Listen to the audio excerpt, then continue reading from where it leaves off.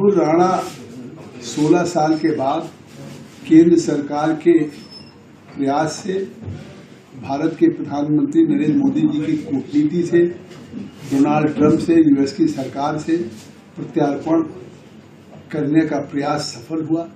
ये देश के लिए बहुत बड़ी उपलब्धि है कि उस मुंबई का जो गुनहगार है, मास्टरमाइंड है, जिसमें 175 बेगुनाह लोगों की मौत हो गई थी, आज उसको भारत लाया गया।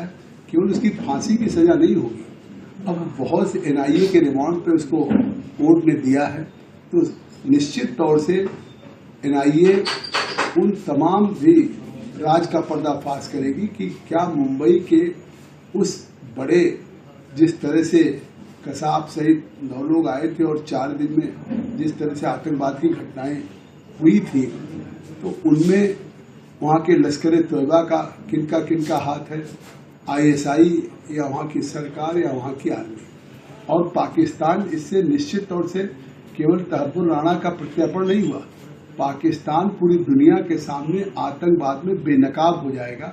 क्योंकि नरेंद्र मोदी जी लगातार कहते हैं कि अगर आज पूरी दुनिया में आतंकवाद है तो उस आतंकवाद की नर्सरी या उस आतंकवाद को फलने फूलने का उसी पाकिस्तान से ही मौका है। बीजेपी की सरकार थी तो क्यों नहीं उस समय लाया गया?